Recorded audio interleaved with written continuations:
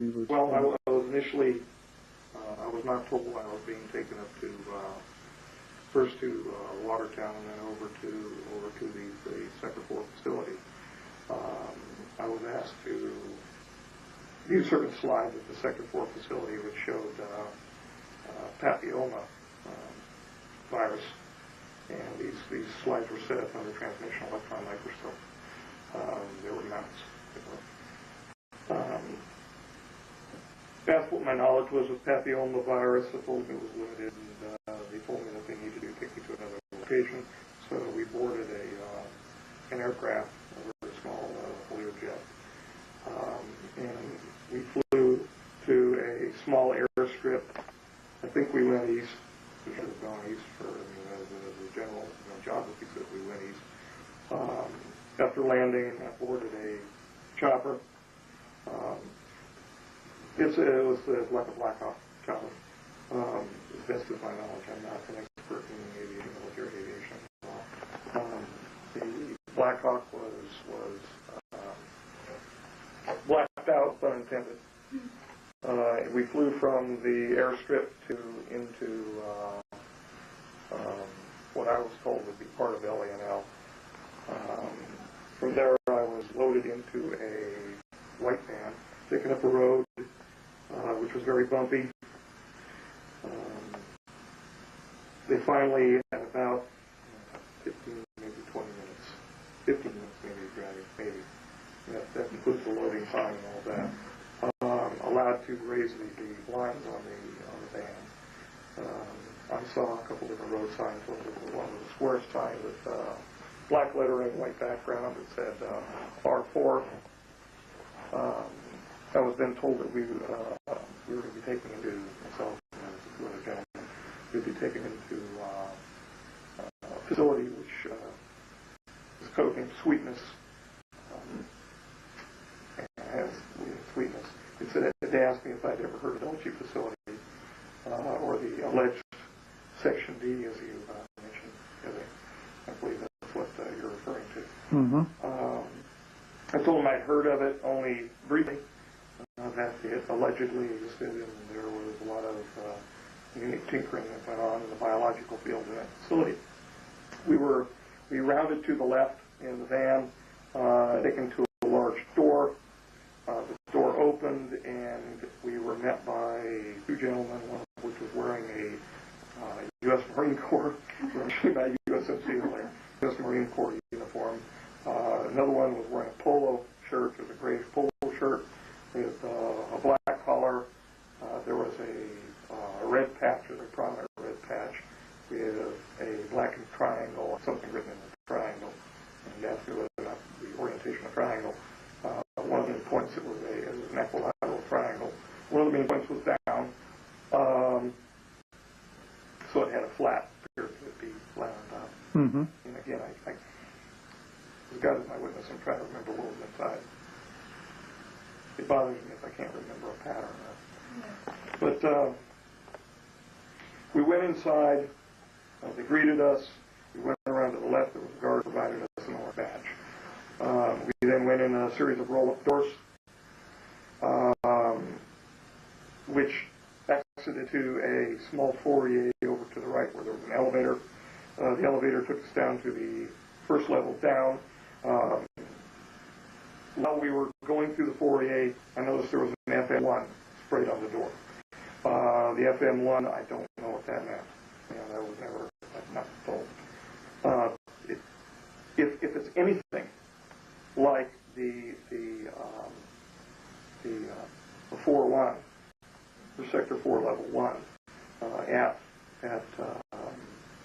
Booth Lake, then I would make the assumption that the 1 stood for Level 1. The FM, I don't know.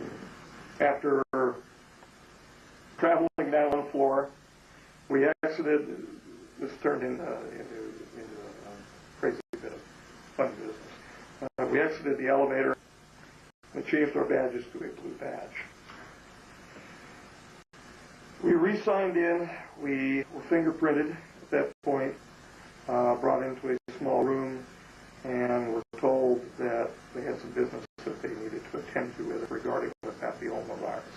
They asked whether or not they'd been briefed over the papillomavirus. At that point, myself, the two other gentlemen, kind of looked at each other and said, just what we were asked, a few hours ago. They basically, they looked disturbed. It looked as though that there had been somebody who had dropped the ball. We then went with our blue badges in the hand to a second set of elevators. Went down one more floor, exited, where they gave us our orange badges back, where it looked like our orange badges.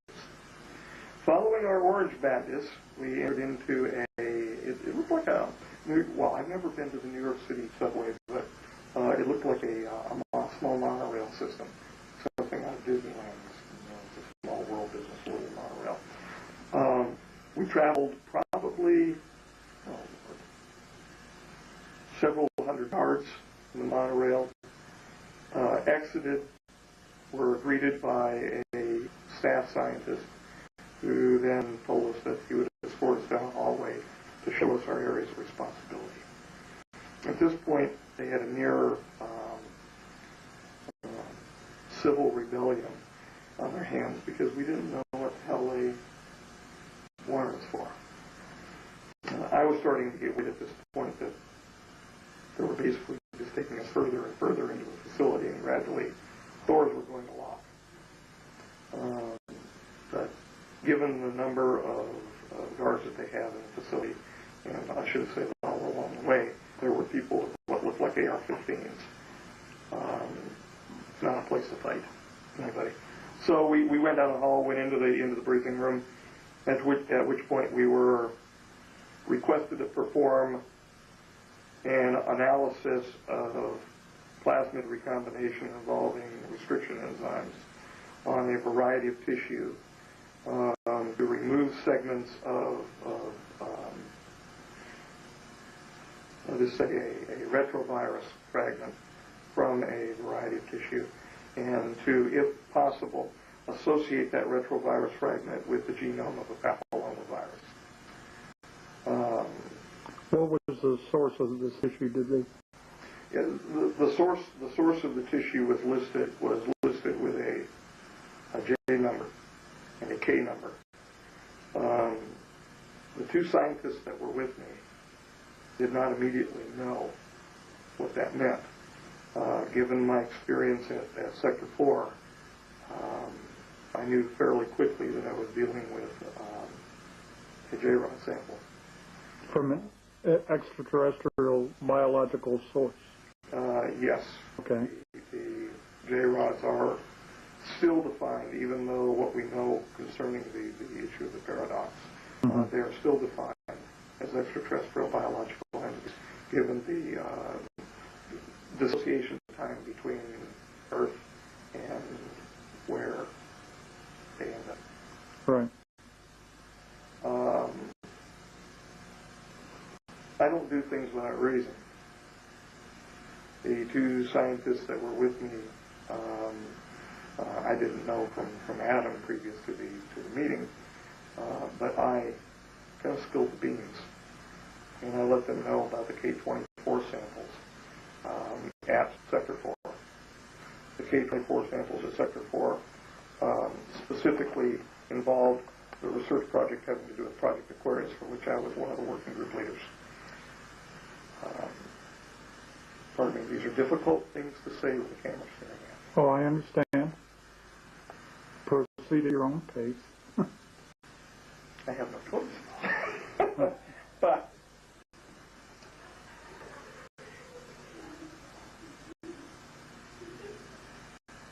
following filling the beans, we were separated into 3 separate rooms. Now proceeded the interrogation. Wanted to know why I told them about the K-24 sample. And it's the old axiom: if you're asked why, you ask why not. The interrogation ceased fairly quickly at that point, and we were brought into a clean sphere environment, the external capsule of a clean sphere environment, where we were told what the real purpose of the project was.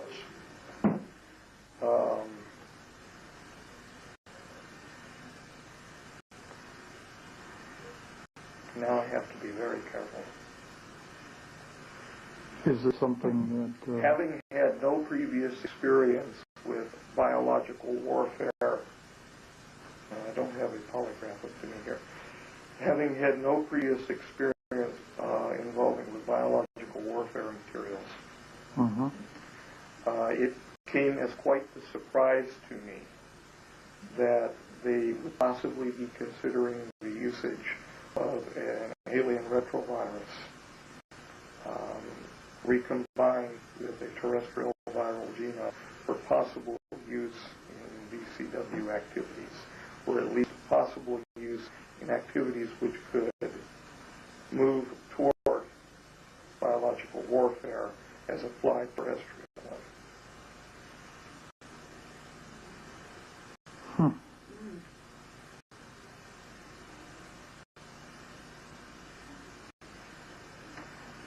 This was inconsistent.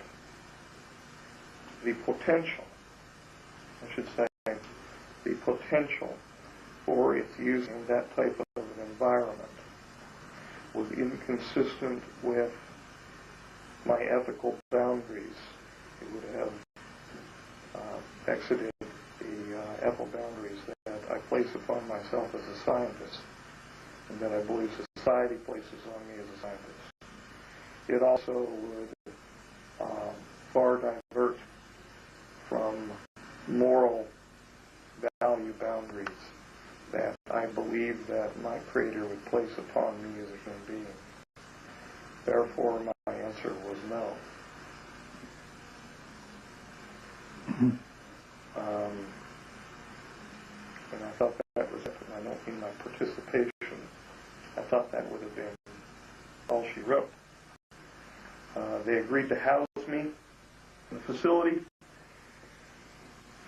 where I went with my cute little orange badge to a residential unit a little further down the tram line, and one level below that. They did not change my orange badge when I went one level below.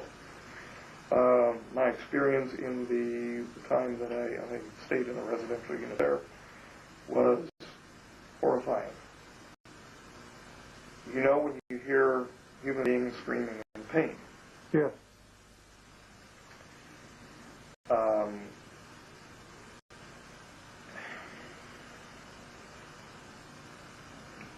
think I said what I need to say.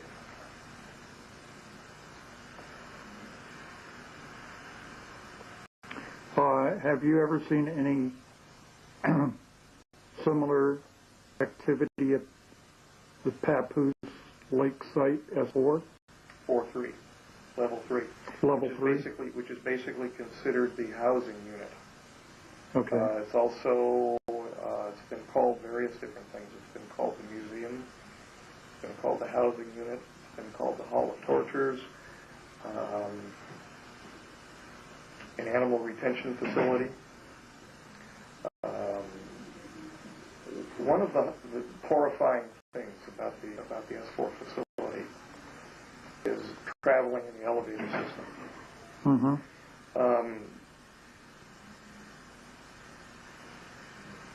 There is enough of a sound conduit in the elevator system where you can hear the sounds of the test subjects from the third floor while you are in the elevators on various other floors.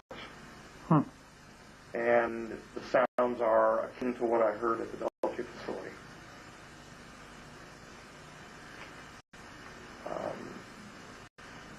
Every once in a while you can hear the sound of other vertebrates, dogs, cats, monkeys screaming, some of which are just natural behaviors due to how they're being kept. Very sterile. You know, when I say sterile, I mean non-conducive to play environment. More of a housing facility like a kennel. And then you occasionally hear the sounds that you know are one of your brothers or sisters.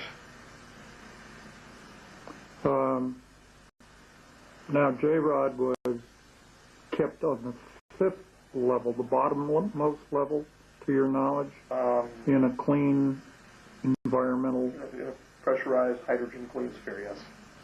So now, part of what he breathed, part of what was the atmospheric mixture that J-Rod was breathing was, that differed from our own oxygen, nitrogen atmosphere in what respect?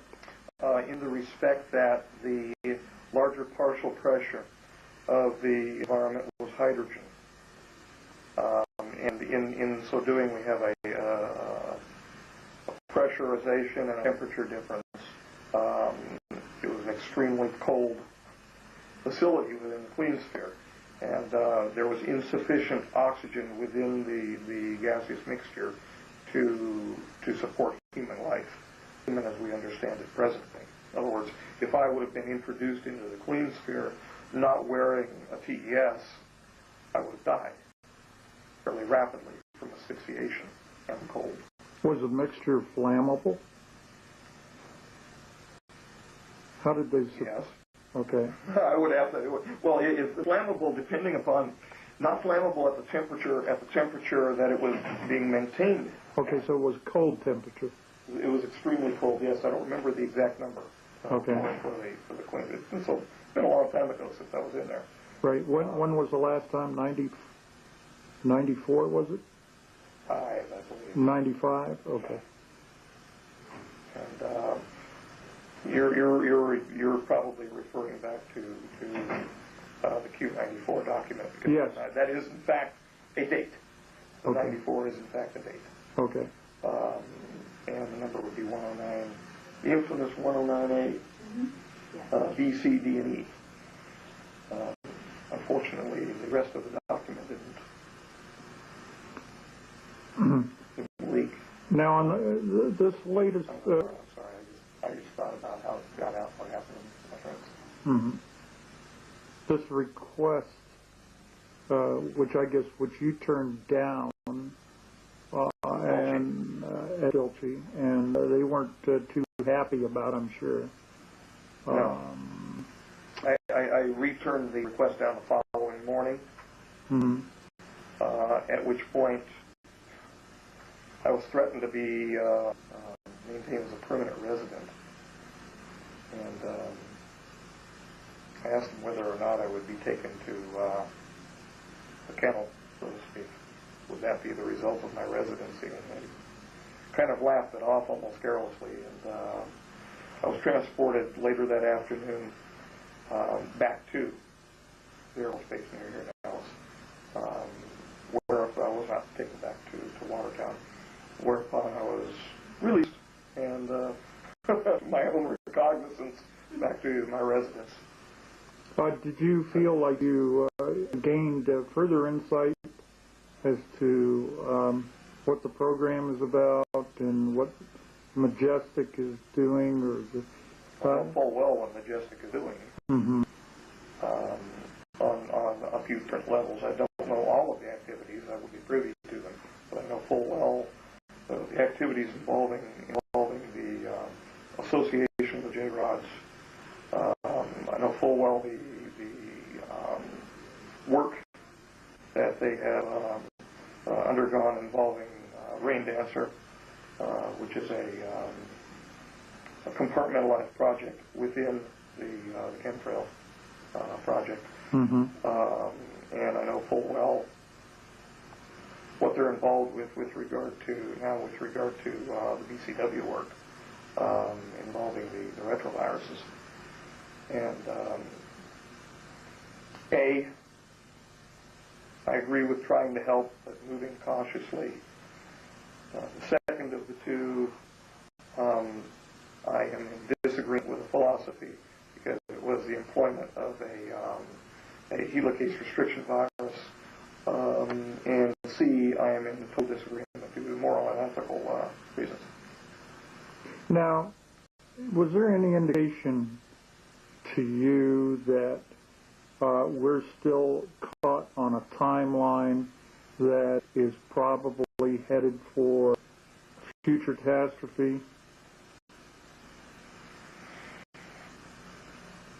We're talking about the doctrine of the convergent timeline. Yeah, the convergent timeline. You might want to talk about that a little bit here. Well, as I understand from I've got no personal. How can I have personal experience with time paradox aside from living in the reality within which we exist? Right. But from what I understand from what I've read and right. from the conversations to which I've been privy, mm-hmm. We are in fact living in a chimera, a reality chimera, which hodgepodges together the reality timeline that we would normally associate with moving from A to B, cause to effect, with the nexus being the passage of clock time, and a hodgepodging together, superimposed onto that in our reality, of errors that we made in our future to attempt to go back into our past to correct the problems of our future. Those results have hodgepodged rather than splitting a time stream as such people like Michio Kaku would posit. And I'm no theoretical physicist. Mm-hmm. I'm just a lowly biologist that looks at patterns. Mm-hmm. But it hodgepodges together in a real sense to us those things which happened are to happen in the future with our present timeline due to an interruption of the time stream. Instead of splitting into two time streams, what happened is as soon as we mucked around with something, we overlaid a second time stream into the present reality. And the problem with that is, as I understand, we did it more than once. So what we have is a snowball effect. A time stream upon time stream. Uh-oh. Okay, I see what you're saying. A loop within a loop. Yes, more of what I would, from my framework, say if you're moving from A to B, looping like this, mm-hmm. and each of those nodes would be an overlay of a time stream. So the more we muck with it, the worse we get. And the critical period of time is coming up within about 10 years. The critical period, according to the history of, which has not technically been written according, if you walk outside and say this, they're going to charge you with incoherency. Right. I had to say that, I'm sorry. The history's not been written yet, if you walk outside here. Mm-hmm. But according to the history books that I read, there is a difficulty, unless there further overlays something in the time stream that either corrects it or gets us out of the paradox within which we live, which I don't know how the hell that would happen. I don't pretend to understand that kind of stuff. I'm put a slide in front of me and I'll do a micro on it, okay? Yeah, around 2012. And you know, we're talking about the famous December 21st, 2012, and the Mayan issues. Mm-hmm. And yes, the catastrophe is alleged to have and to occur at or around that date. Yes. Now, and what we can do about it, I have no clue. Uh-huh. I have no clue. But we have a split, so to speak, in the human following the species, catastrophe, right? Following the catastrophe, there is a split between those individuals who take a more spiritual path and would move forward to places such as the Moon and Mars, and then onward from there to Orion. Mm-hmm. And those folks who take a more rudimentary path because it's the alleged spiritual nature of humankind from their philosophy at that time, which led us to not deal with the pressing problems of the day because we were too busy fighting our petty religious battles, that then go off into a more logical, mathematical, numerological philosophy. Those folks who then progress slower because of the lack of ambition, the lack of spiritual ambition, then gradually moving off to the reticulum, the net area, who then become the J-rods. Now, they become, by what process? Is it some kind of radiational mutation that takes place in their cell structure? Well, the adaptive radiation occurs time past the catastrophe. This is according to what I've read. Okay. Now, the only thing I can say for sure, say for damn sure, is the interaction with the being that I had in Sector 4. Now, I can say nothing authoritatively about the peculiar adaptive radiation that occurred toward Orion, the spiritual half of the species, following the catastrophe. Aside from what, the few things I've read about it and petty chat going on at Joe's, but the J-rods undergo adaptive radiation to the form that we see presently. The word presently is kind of relative. It tends to these issues now, but presently, due to time and exposure after they've moved off to reticulum. The height began to decrease as a function of microevolutionary changes. The eye size, the same.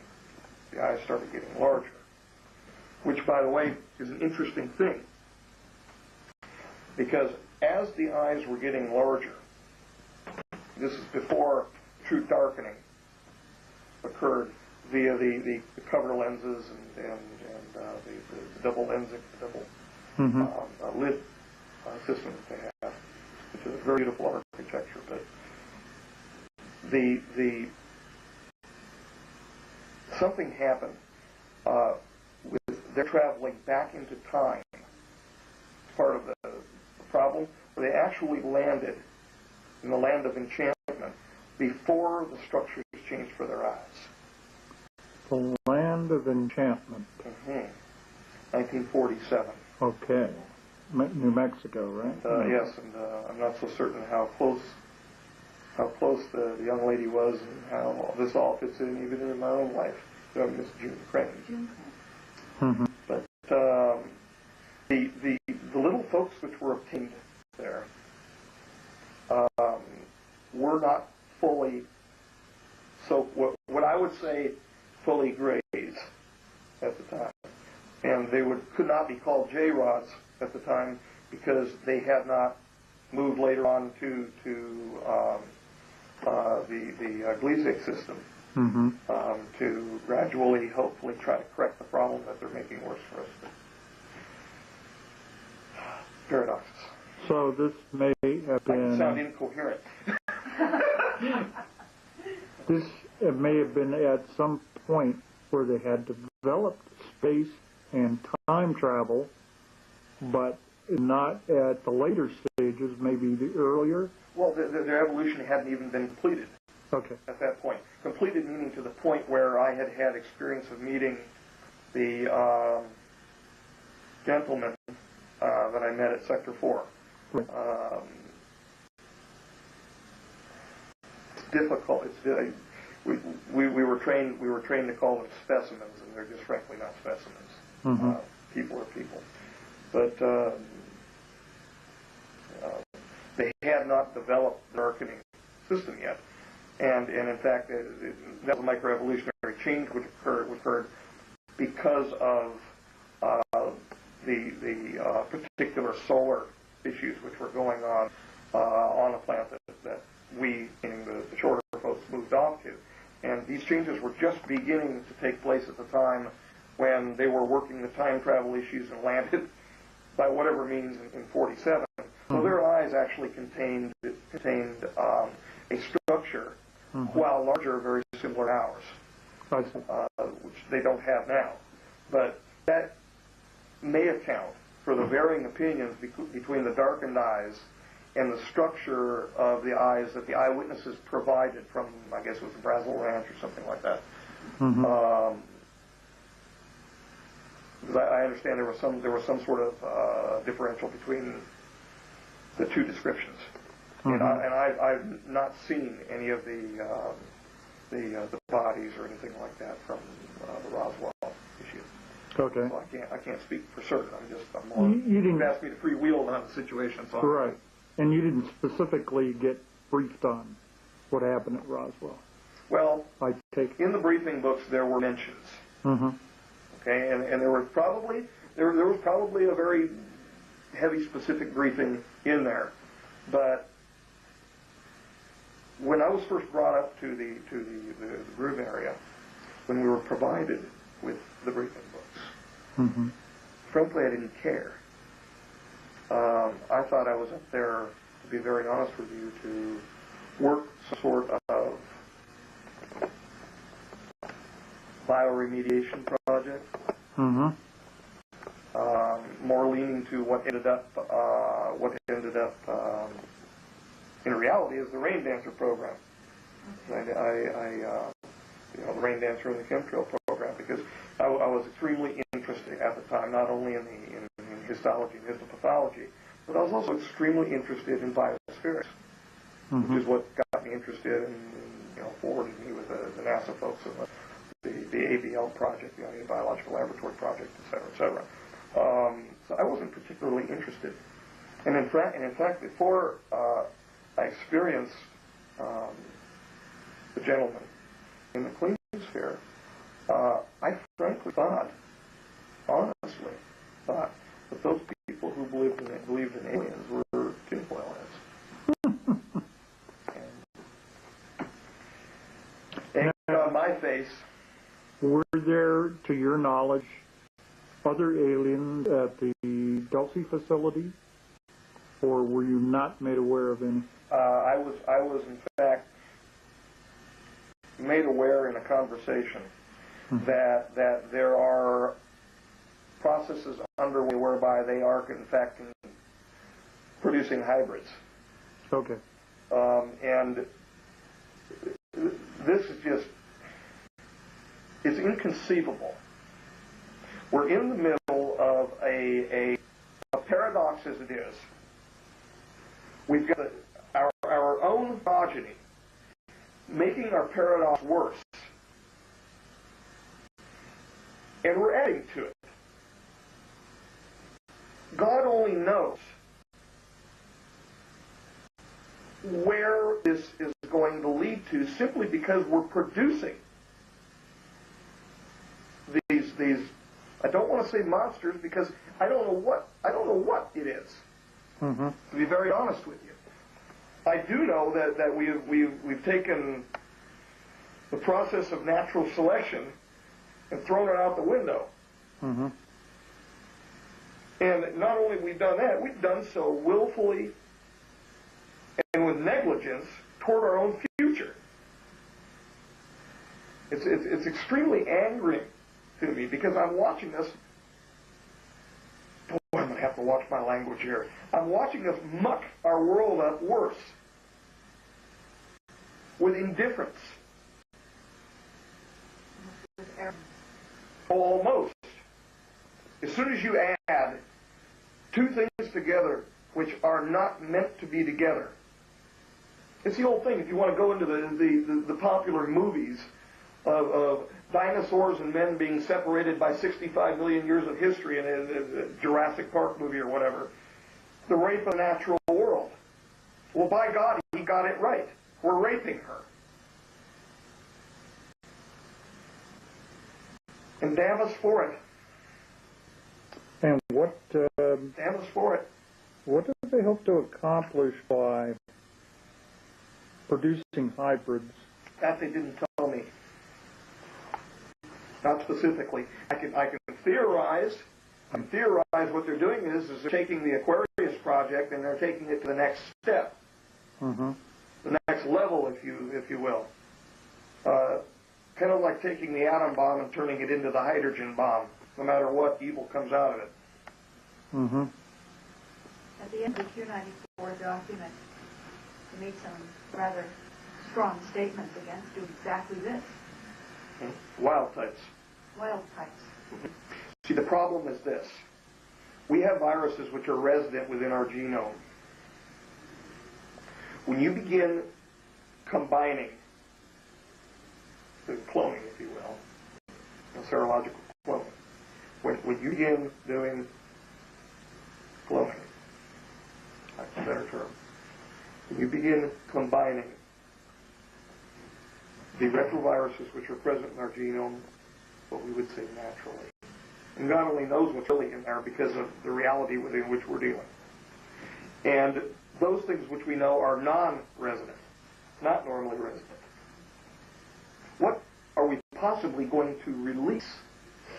Can any biologist tell us what the origin of viruses are? No. They tell us that they are evolutionary archives, throwbacks to a time from time immemorial in the evolutionary history of life on Earth. Really?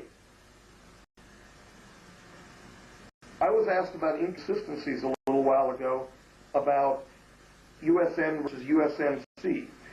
I brought a consistency having to do with my own birthday, an inconsistency.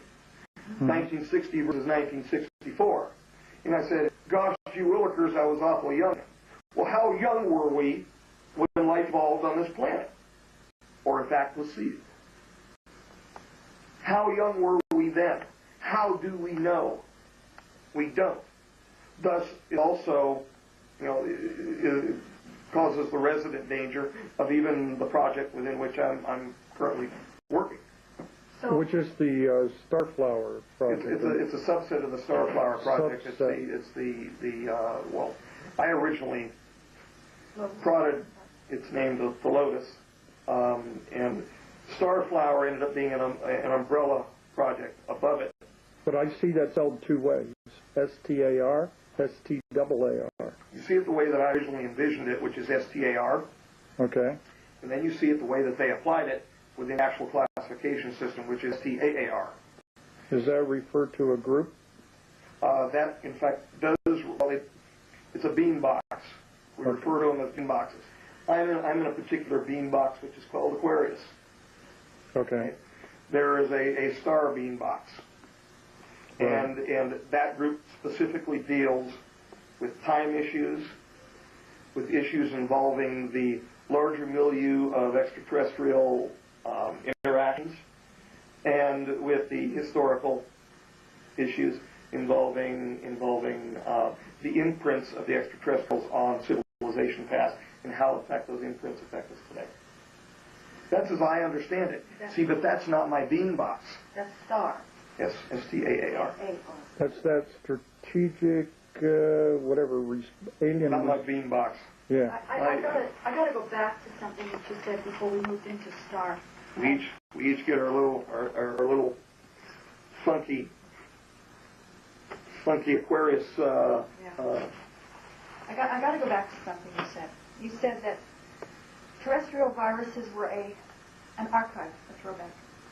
However, previously you had said that they had asked you to manipulate non-terrestrial source material and lock it up with something that was terrestrial. So if we're trying to tap a source material that is extraterrestrial and viral in nature, are we going back into the extraterrestrial history to try to find an extraterrestrial ancient virus that we don't know anything about the extraterrestrials now?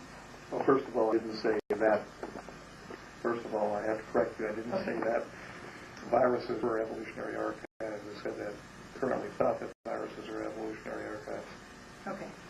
Second, are we dipping into the primordial soup of the human genome and possibly going to capture other encoded retroviruses and activate them as a result of the present time dipping of our label? Yes, possibly we are. Thirdly,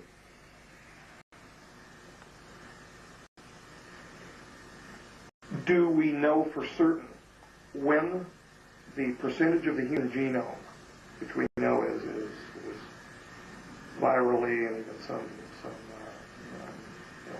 other fragments, thyroid fragments, do we know the percentage that came via natural selection, microevolutionary change? I'm not going to have myself classified as a monkey symbol. Although I could accept it, that's the ultimate reality. Why not? If I can accept what I've seen already in life, I ought to be able to accept that.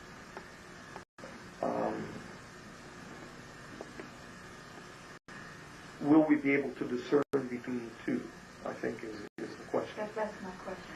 The answer is no, unless we are receiving more information from the Orion folks, what the hell they are, truly. We, the spiritual ascended beings or whatever, I don't have any direct experience with them. We're receiving more information from the J-Rods than which I'm privy. Then the answer is, if we're not, the answer is no, we don't.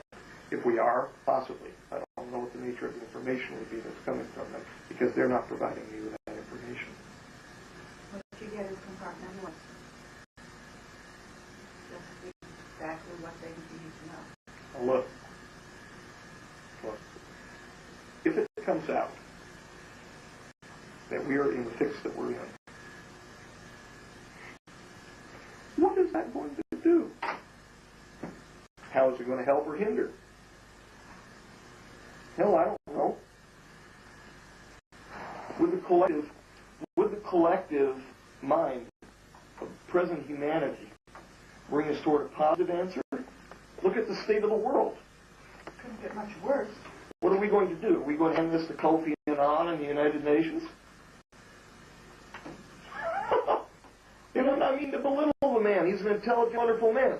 But what the hell is he going to do with it? What the hell is it? I'm looking at aisles here. What the hell is the United Nations going to do with it? What the hell will the collective mind of humanity, given our present mentality, do? This may bring us to a faster demise by increasing more fractionation of the human populace. We haven't even figured out yet that this God and that God and this God and that God are all part of the same God. So how the hell are we going to figure out that problem?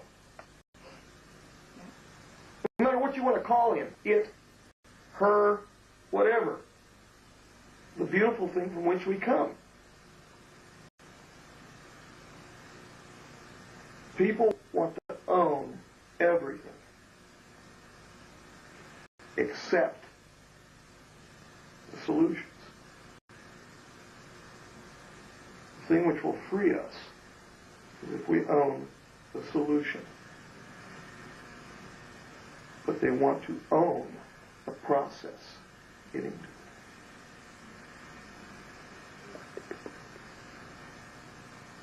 it. I have been acting.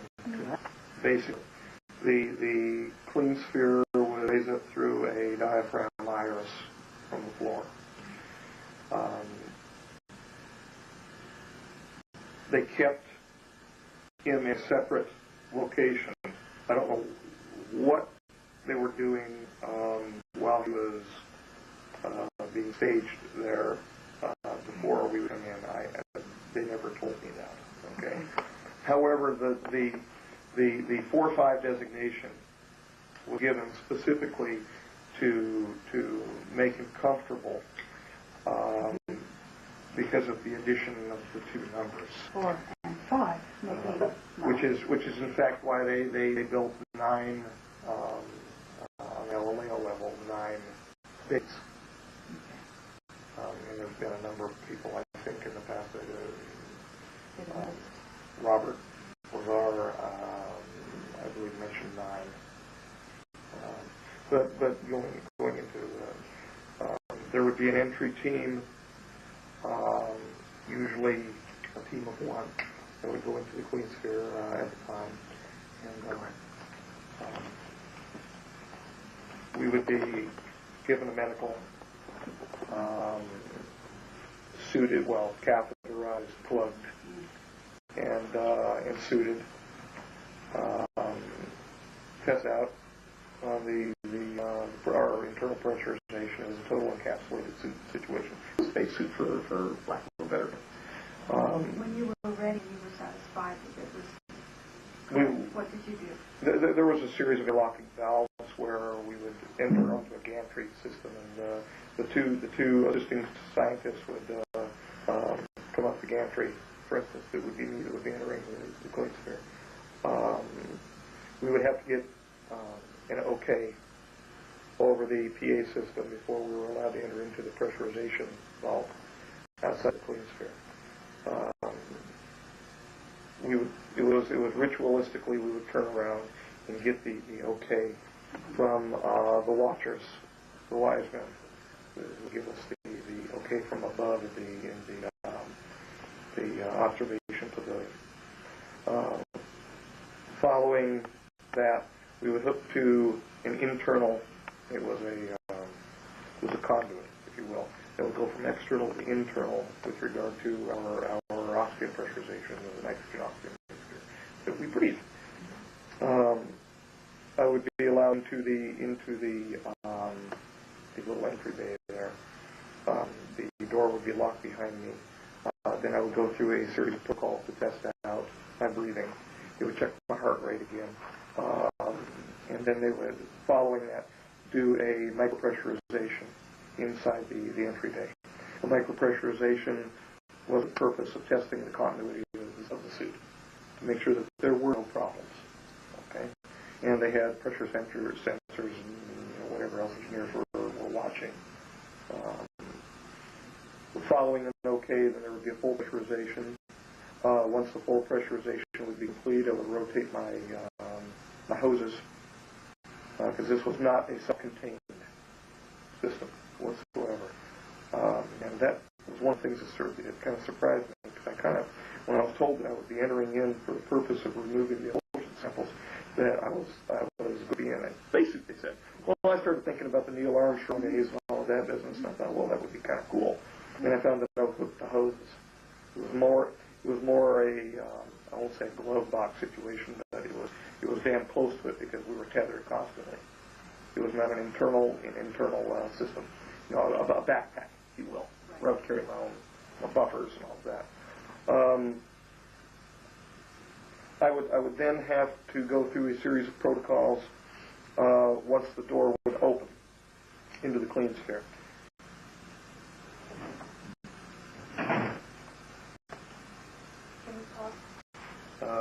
I am privy to his prohibited name. However, it's been requested that I not provide it. And that includes not providing it to the people who oversee me. It was private between he and myself because it's considered within their sociological structure improper to have personal names. So I'm not going to tell anyone. I would enter one step into the clean sphere, and the door would be closed. I would then rotate. There was a barrel system. I would rotate my hoses around. And then I would be asked, and this was great charade, I would be asked to stand and display a hand showing that I am a friendly human being wishing to interact, which was, I guess, the Sigma team, linguistics team within Sigma set up with him. Following that, I would step over to a teleprompter, which was set up as fused to the clean sphere glass. And this was the great charade. And why I call it the great charade is he and I were communicating all along. Yes, they do communicate via telepathy, and I don't know how they do it precisely. The best thing I can guess is that it's something akin to what I'd say the sonar element in a dolphin. It's the best guess I could give on that. Again, biophysicist. But we would be communicating all along. And I would have to step over to the teleprompter machine, raise my hand again as a picture of a human being would be raised, and there would be a series of numbers communicating to him, number system. Meaning that I'm a friendly human being wishing to interact. Meanwhile, I'm asking him how he's feeling. And he's telling me that he is well. I am asking him how he is being treated, and he is basically giving me a laundry list of complaints.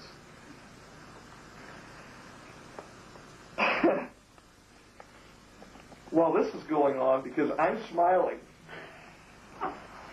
and he is attempting to, this looks more like a wince because of the current physical state, the intumescence and they would be asking me concurrently, what's going on? Knowing full well that he has the ability to talk in that manner, and I would be saying, I'm just standing here trying to go through my protocol, sir. Now, they knew damn well. They knew damn well that there was communication going on, and they knew damn well that we weren't talking. And after the number of experiences that I had with the gentleman, I think I can say the word we. Following that, I would explain to him, while it was being explained on the board, I would just simply say to him, this is what I need to do if I have his permission.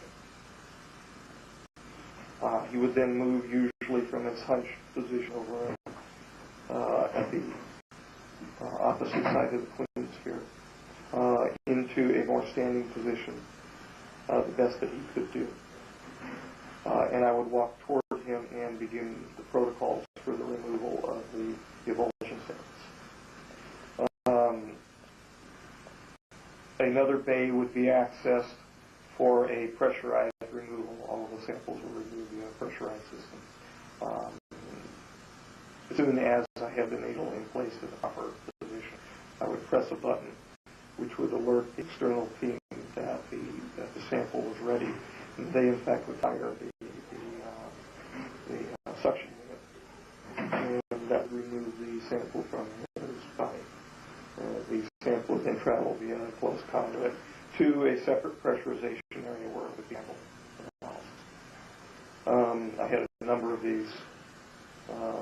I personally conducted over 200, maybe 300 in fact, removals. These were extremely fine gauge needles, but they also caused extreme pain. And when he would scream out in pain, I would feel the pain that he was feeling.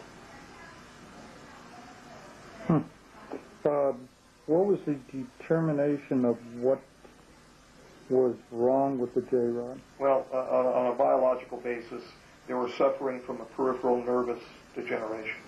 Mm-hmm. That's what I was asked specifically to look into.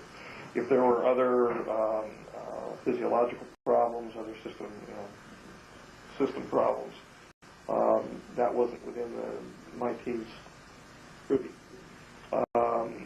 They were suffering from the peripheral nervous degeneration, closely associated with what we would call a monoclonal gammopathy. And it's termed as an MGUS, an uncertain significance monoclonal gammopathy. They also had a peripheral nervous degeneration, primary peripheral degeneration problem, which was associated with a heat loss problem due to their peripheral nerves. And I was asked specifically to find out the origin of that problem, having no idea at the time about all this time paradox and all of that. There's no clue whatsoever about it. So I was basically just trying to help a fellow being. Finally, it was determined that the only way would be a cloning method, clone therapy, genetic therapy, and that the only way to proceed with that therapy would be to produce hybrid associations between present genomes, human genomes, because we were finally letting in that this is a person, present human genome with their present genome. We tinkered a little bit with, excuse me, I was lying a little bit wisely again here. Fresh human media.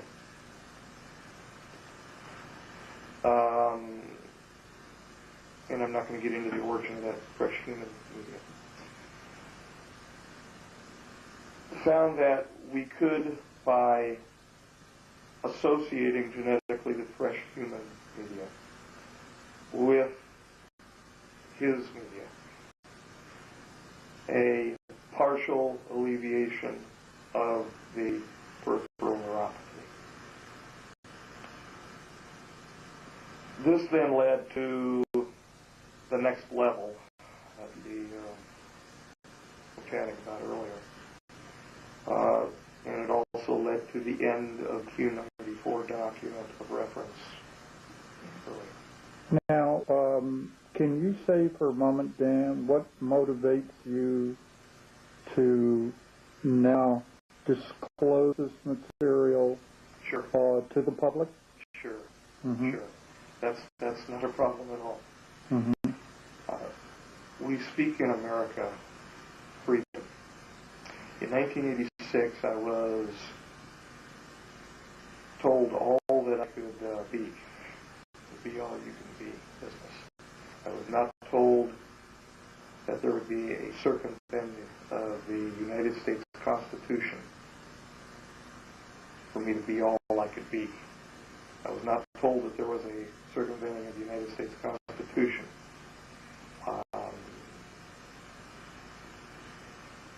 In the group for which I've worked. I feel a pressing need for freedom. And having grown up in a reasonably free environment, having signed myself into the slavery that I now find myself within, it's pretty easy for me to say enough is enough. Now on to the higher values that people would probably want to say the real reason why I want out. That's the personal reason I want the hell out. Do you know who's controlling this show? From the top? Hold on. Well, seeing why don't they know that I'm seated here today? I'm sure they do. I'm sure they do. Now, whether or not they want this information evolved and they're aware that I'm sitting here, or that they're just aware that I'm sitting here, I don't know. I don't know. Now, that's the big question. Is it part of what I heard was a project called Patchwork, which would be a spoon feeding of the people of information? Because I only know a certain amount. I don't know everything. Who's running the show? You asked who's running the show? Yeah. I've come to know a group. Well, I shouldn't say I've come to know the group. I've come to know of the group called the Committee of the Majority. This committee is built of 33 men.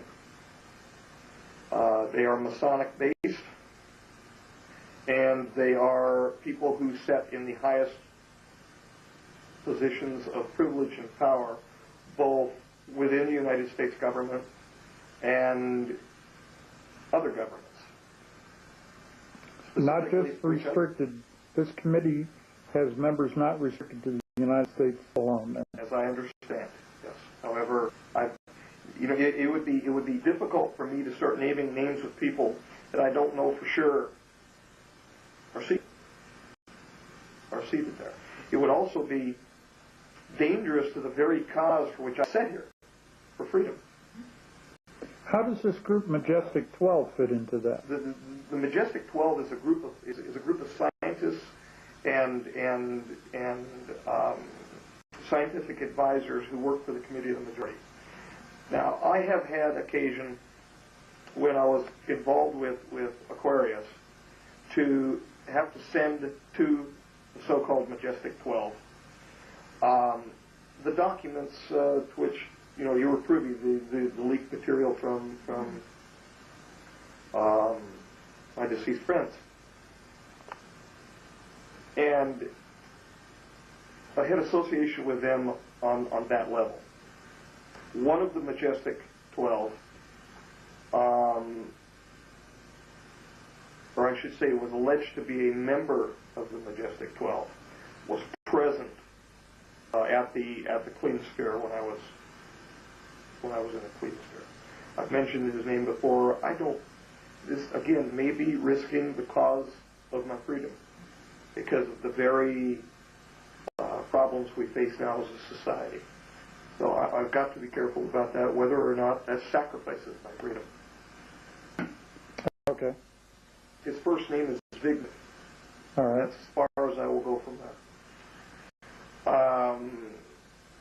I have personal experience that man named Zvignew was in fact present at Sector 4 when I was involved with the J-Rod.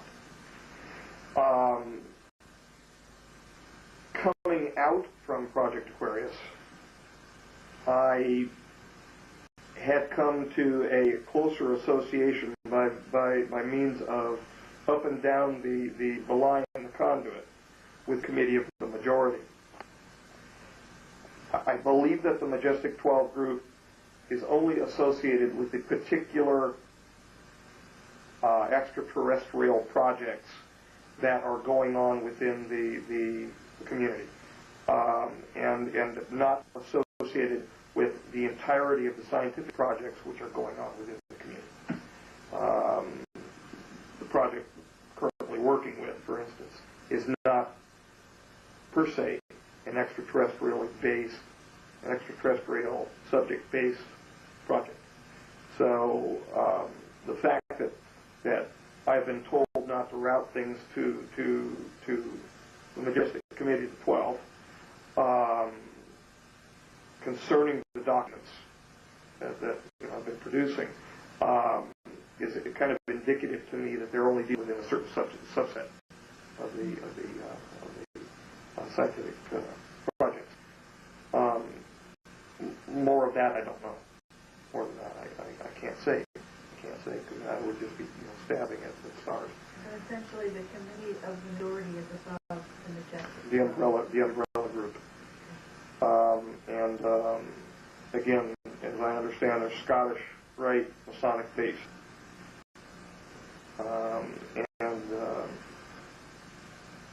I think that they may be a little bit lenient on me because my grandfather was a master of Mason. Maybe that's why the leniency. I don't see the leniency. I see the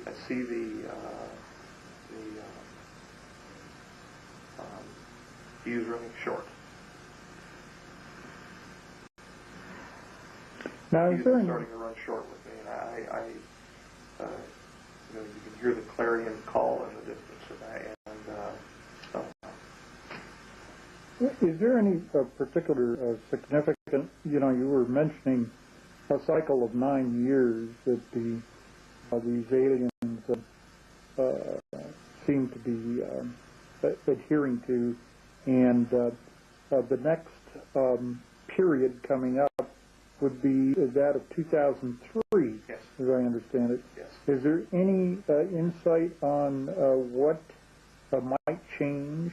The only thing I know for sure is that their relationship with us is treaty-based. You mean they, as in? As in the alleged Orion visitors and confirmed particular visitors. It's a treaty-based relationship. Okay. That treaty and negotiations for further cooperative work is due for re-upping, and that re-upping is due in 2003. Now, I've been kind of hurried up with the project which I'm currently assigned. I've been told to have a working model of this theory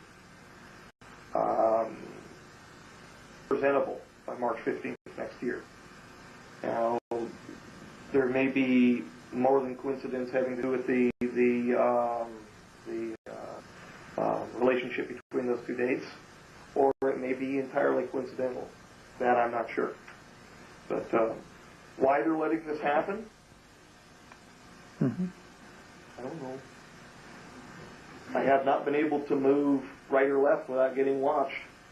I know. And BJ over here I don't think they're doing it out of the good graces. went to meet with you one night, right? And she had an encounter instead. What was that? With three classic Men in Black? Is that right? They had the classic look. They had the classic feel. They didn't feel right. They were wearing black. They were wearing like a fedora. Mm-hmm. It was terrifying. It was terrifying. Instead of meeting Dan, I was met. And I don't know what these people were. And I don't... They showed no expression? No expression in their faces. It was terrifying. They spoke, and it was like they had rehearsed what they're saying because they couldn't speak naturally. It was wrong. The whole thing was wrong. It felt wrong. They walked wrong. They moved wrong. They were pale. I finally broke and ran. I was scared to death. And I haven't been able to go back to that park since. I can't do it. Mm-hmm. My experience is that your description is consistent with gentlemen with whom I've had previous encounter that would come in, observe what's going on. A few of them attempted to interact with me, and frankly, I don't care to interact with them. Because, like I've said before, it might look like a duck and it might quack like a duck, but if it ain't a duck, it ain't a duck. And it's definitely a duck. But I would make it a friend. I was definitely... Well, their presence period is threatening. And the reason why it's threatening is because you can have you had experience of being in the presence of a dead body? Oh, yes, I have. Okay. An animated dead body. No. Isn't that approximately the same? Oh, my God, that An is... animated dead body. That is so close. It is unbelievable. Okay. It's not, that sounds like something out of a beyond horror movie, but it gives to not overuse the word, an alien feeling. Mm-hmm. They sang me happy birthday. Oh, is that right? One year. Two of them. Well, that's like, they're like ghouls. And, That's it. I don't know what the hell they are, to be very honest. yeah. But, I mean, it's kind of what we would think of in our... It felt ghoulish. Yeah. It felt ghoulish. When they walked toward me, it felt ghoulish. It felt like they were taking every step. They had to think about each step. They weren't moving normally. They seem out of place. They Dan? seem out of place. Or maybe it is that we feel out of place being around them. I don't know. But they seem out of place. Dan, we should begin to wrap this up. Is there anything you would like to make a statement or something as if you were talking to, like the large audience I was talking to up in the Bay Area? What would you like to say to the people? Aside from the fact that I don't believe that the Queen of England is a reptilian. Yeah. I mean, is there some kind of statement you would like to make? Well, I could sit here and be self-serving in that statement, but there are things which are much more important than my selfish nature. We are walking toward, at the moment, a time of human destiny. The decisions that we are making at present are enhancing the potential for the ill-fated decisions that we are supposed to make in our future to occur. I hope and I pray that we make the right decisions.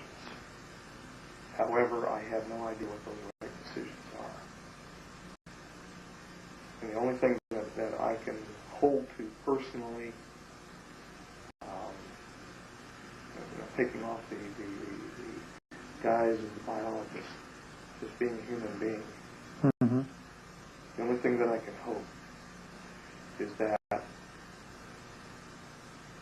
whoever he or she or it is, we wish to call him Creator, that protective force which has surrounded humanity since inception. I pray that he's listening to our weeping and pulls us back from the precipice of our own designs. Okay. I appreciate you very much giving this interview tonight. And I'm not sure that you'll be decorated or promoted for it, but I don't know within whose army. yes. But I think we all appreciate it, and whoever in the future listens to this and watches this tape, I think they will be given much food for thought. Into the briefing room, at which point we were requested to perform an analysis of plasmid recombination involving restriction enzymes on a variety of tissue to remove segments of a retrovirus fragment from a variety of tissue, and to, if possible, associate that retrovirus fragment with the genome of a papillomavirus. What was the source of this issue? Did they? Yeah, the source of the tissue was listed with a J number and a K number. The two scientists that were with me did not immediately know what that meant. Given my experience at Sector 4, I knew fairly quickly that I was dealing with a J-rod sample. From an extraterrestrial biological source? Yes. Okay. The J-rods are still defined, even though what we know concerning the issue of the paradox, they are still defined as extraterrestrial biological entities, given the dissociation time between Earth and where they end up. Right. I don't do things without reason. The two scientists that were with me, I didn't know from Adam previous to the meeting, but I kind of spilled the beans, and I let them know about the K-24 samples at Sector 4. The K-24 samples at Sector 4 specifically involved the research project having to do with Project Aquarius, for which I was one of the working group leaders. Pardon me, these are difficult things to say with the camera staring at. Oh, I understand. Proceed at your own pace. I have no choice. But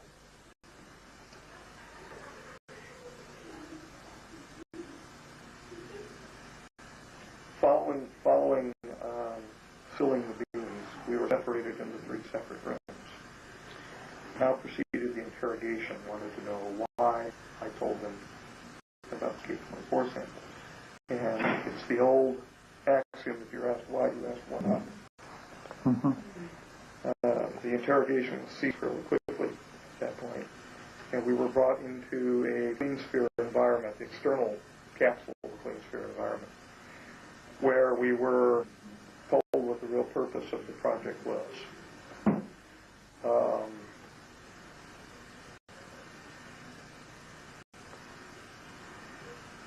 Now I have to be very careful.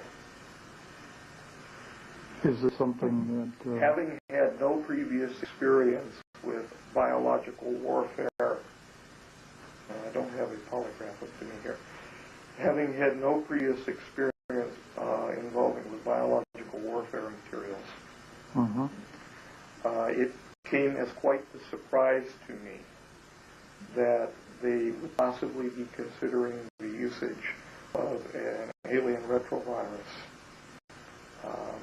recombined with a terrestrial viral genome for possible use in VCW activities, or at least possible use in activities which could move toward biological warfare as applied terrestrial.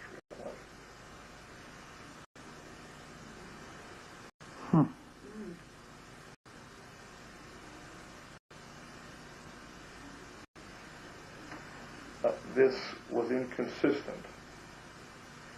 The potential, I should say, the potential for its use in that type of an environment was inconsistent with my ethical boundaries.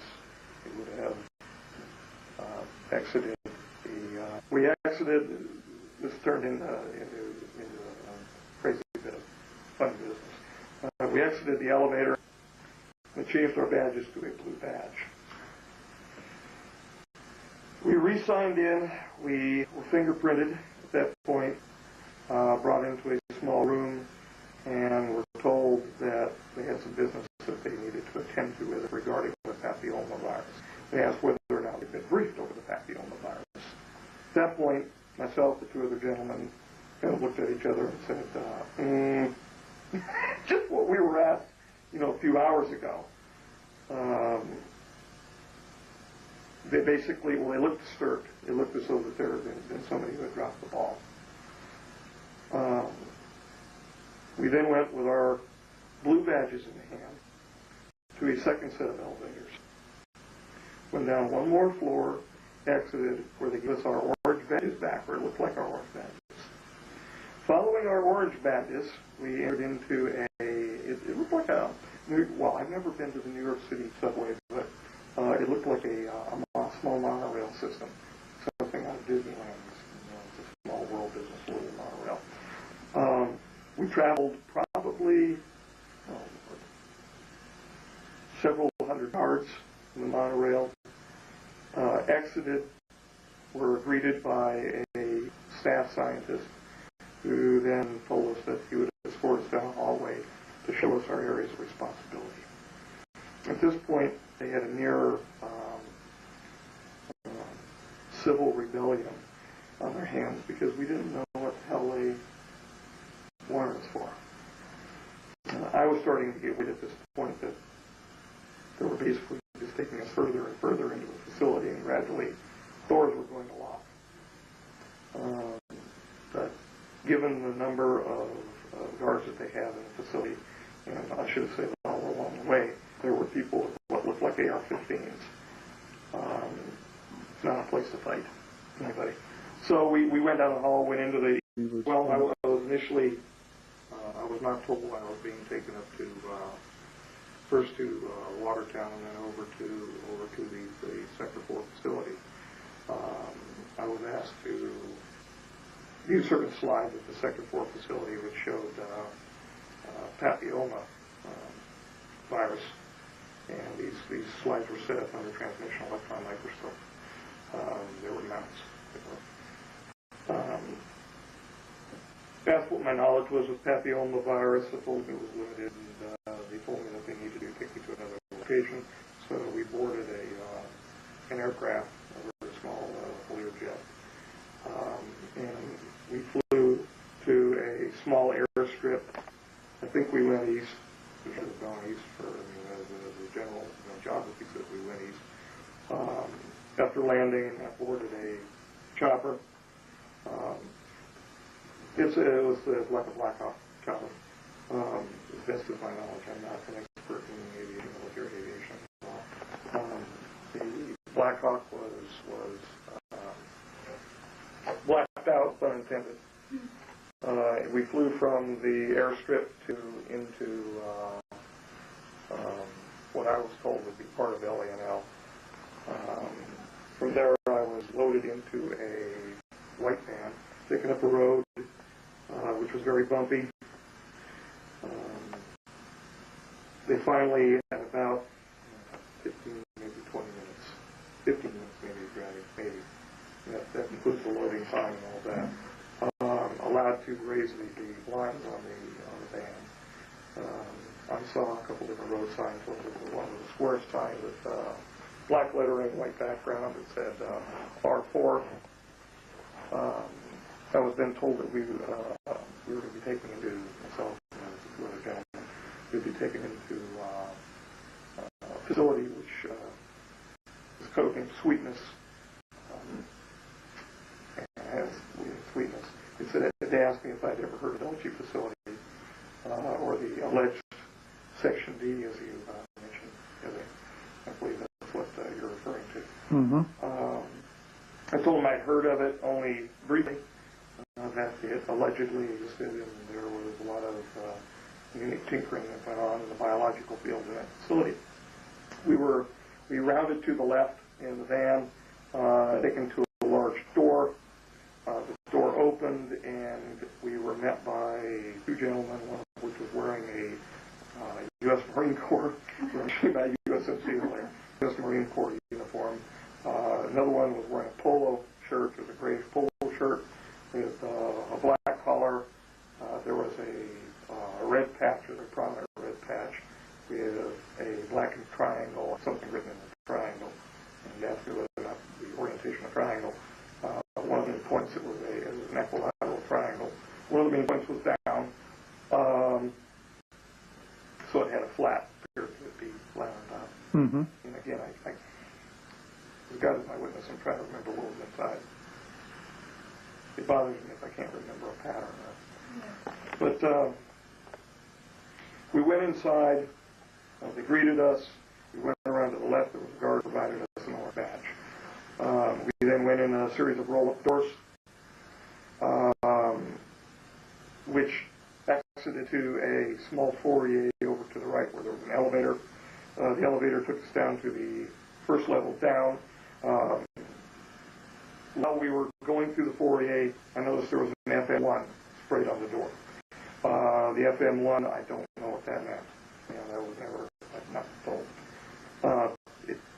If it's anything like the 4-1, or Sector 4 Level 1 at Booth Lake, then I would make the assumption that the 1 stood for Level 1. The FM, I don't.